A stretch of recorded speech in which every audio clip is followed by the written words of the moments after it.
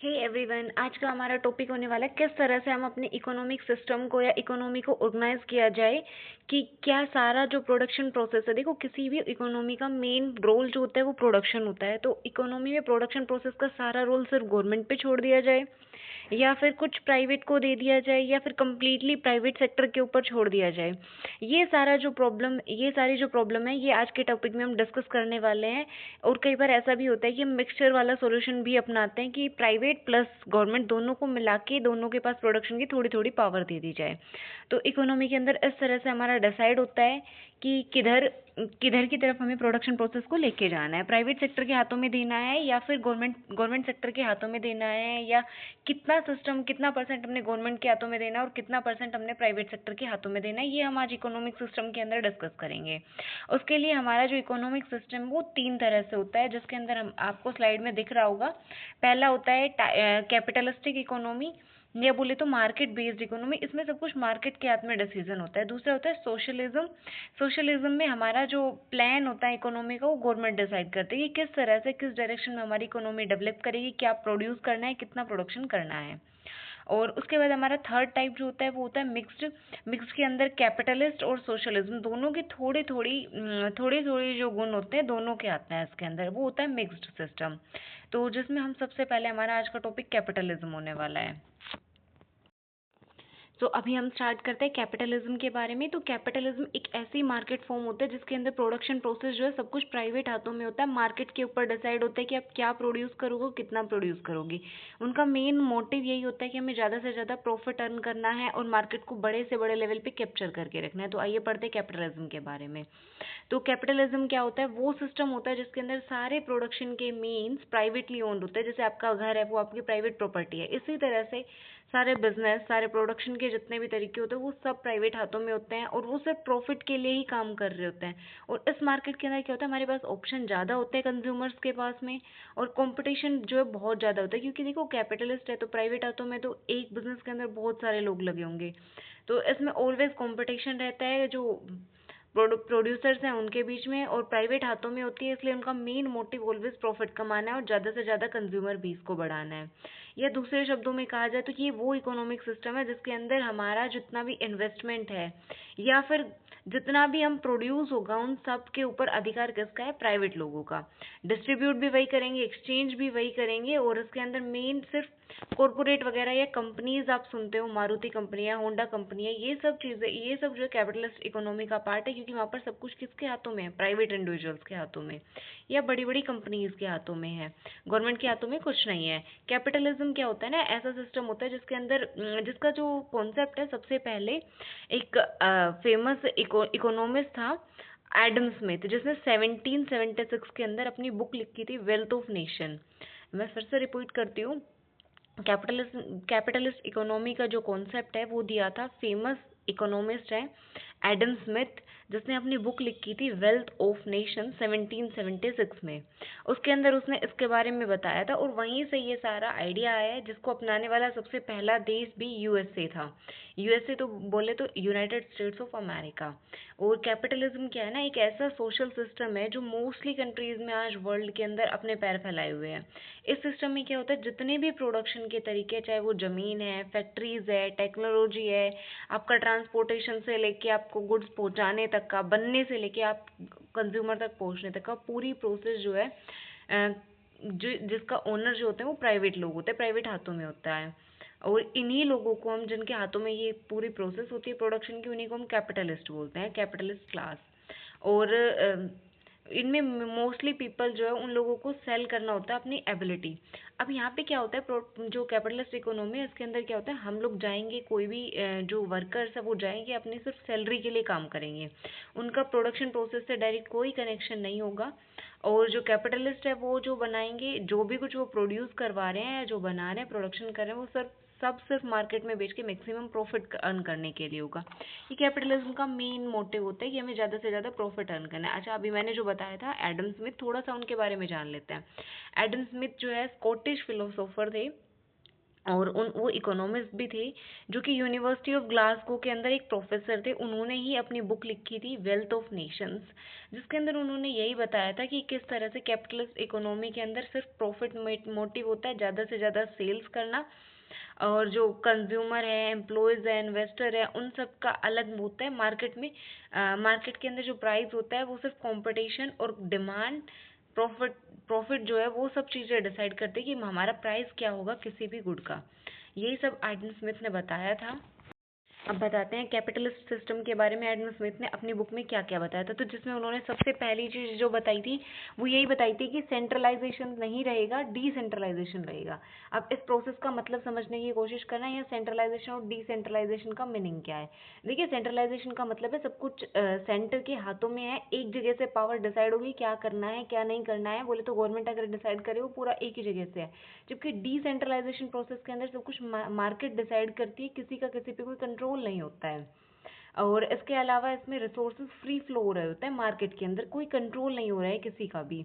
और हाँ, यहाँ पे जो भी कोई काम कर रहा है मार्केट के अंदर, जितना भी काम हो रहा है सब सिर्फ अपने इंटरेस्ट के लिए काम कर रहे हैं। और ये सिस्टम कई बार ऐसा होता है, ये सिस्टम उनके हिसाब से, एडम स्मिथ के हिसाब से ये सिस्टम सोसाइटी के लिए बहुत ज़्यादा बेनिफिशियल है। उनका मानना था कि जब ज़्यादा से ज़्यादा मार्केट के अंदर प्राइवेट बिजनेस होगा तो कंपटीशन बढ़ेगा, जिससे कि कंपटीशन बढ़ेगा तो प्राइस कम जाएगा, और प्राइस कम जाएगा तो कंज्यूमर को बेस्ट प्राइस पे बेस्ट क्वालिटी के प्रोडक्ट्स उनकी डिमांड के हिसाब से और सही टाइम पर मिल पाएंगे। ये उनका कॉन्सेप्ट था।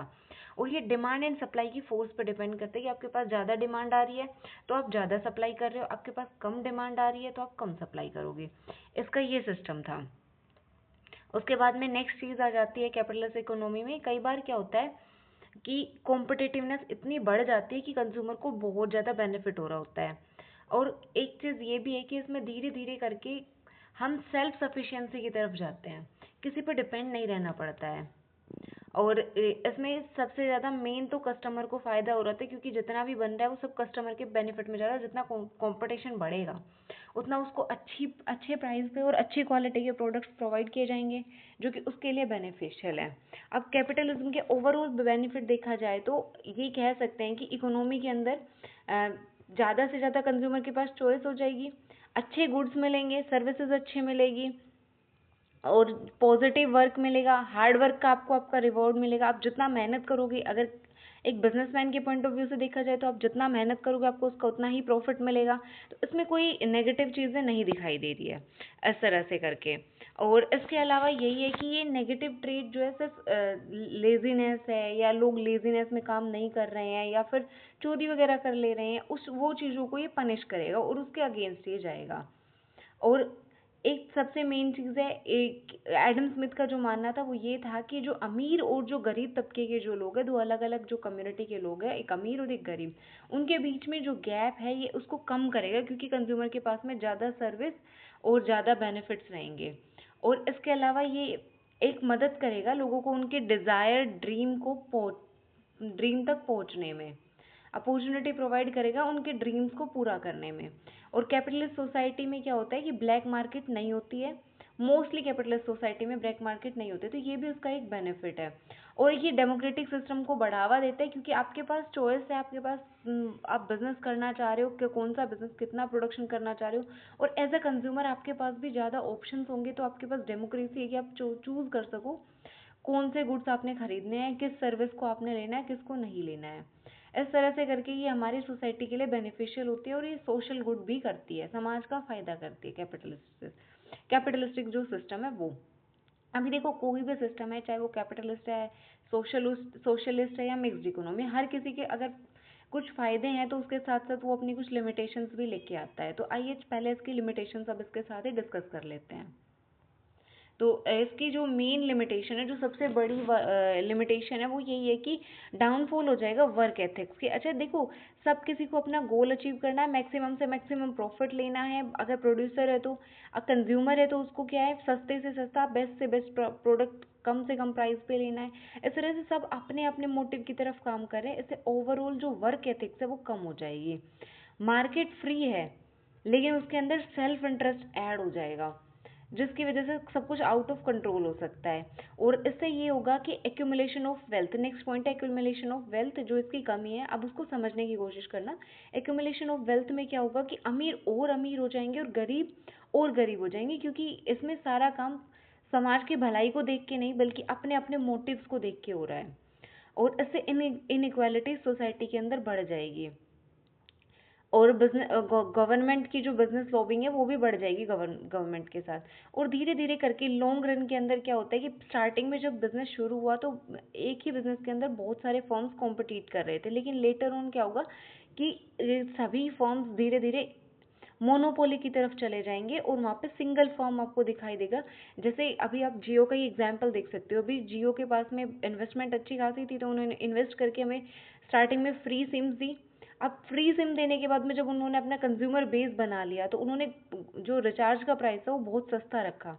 अभी देखो उन्होंने एकदम से रिचार्ज का प्राइस इतना सस्ता कर दिया, उसके चक्कर में बाकी सबको कंपटीशन में जितने भी कंपनीज हैं, वो चाहे एयरटेल है या कोई अदर कंपनीज है, उन सबको भी कंपटीशन में अपना प्राइस सस्ता करना पड़ा। और सस्ता करने की वजह से अगर इस चीज़ को लॉन्ग रन में देखा जाए तो उनको बहुत लॉस हुआ है। और इस लॉस में वो अपने बिजनेस को रन नहीं कर पाएंगे, इन द एंड वो एक एक करके बेच के चले जाएंगे। और अगर सारी कंपनीज अपने आप को मर्ज कर ले या बेच ले लॉस के चक्कर में, क्योंकि सबको लॉस हो रहा है जियो के अंदर, तो लास्ट में क्या होगा, मार्केट पे पूरी मार्केट पे किसका अधिकार हो जाएगा, जियो का। और उसने मोनोपोली क्रिएट कर ली। जैसे ही पूरी मार्केट पे उसका अधिकार हुआ, वो क्या करेंगे, वो अपने अपनी मर्जी के प्राइस सेट करना शुरू कर देंगे। जैसे अभी रिसेंट में हुआ है, प्राइस बढ़े हैं जियो के, एकदम से प्राइस बढ़ा है और काफ़ी ज़्यादा बढ़े हैं। तो वो क्या कर रहे हैं, वो अपनी मोनोपोली क्रिएट कर रहे हैं, क्योंकि उनको पता है उनका मार्केट बेस बहुत अच्छा है। तो लॉन्ग रन में मोनोपोली बहुत नुकसानदेह होती है, स्पेशली कस्टमर के लिए। और एक सबसे मेन चीज़ है, हमारे जो अधिकार है एज अ ह्यूमन, हमारे अधिकारों का, हमारे रिसोर्सेज का एक्सप्लॉइटेशन होता है, क्योंकि उसके अंदर एनवायरनमेंट को कंसिडर नहीं किया जा रहा है, सिर्फ कंसिडर किया जा रहा है तो सिर्फ और सिर्फ प्रॉफिट को। और प्रॉफिट मोटिव को ध्यान में रखते हुए एनवायरनमेंट को कंसिडर नहीं करना, ह्यूमन रिसोर्सेज की एक्सप्लॉइटेशन करना होता है। और इससे क्या होगा, बहुत ज़्यादा इनकम के अंदर गैप आ जाएगा कैपिटलिस्ट रिसोर्स वालों की इनकम में, और जिनके पास में वो रिसोर्सेज नहीं है उनकी इनकम में बहुत ज़्यादा इनकम का गैप आ जाएगा। तो ये कुछ कमियां थी हमारी कैपिटलिस्ट इकोनॉमी की। इससे पहले हमने पढ़े कैपिटलिस्ट इकोनॉमी के बेनिफिट्स, और अब हम आज का हमारा टॉपिक इतना ही है। कल हम करेंगे socialist economy. So that's it for the today's topic.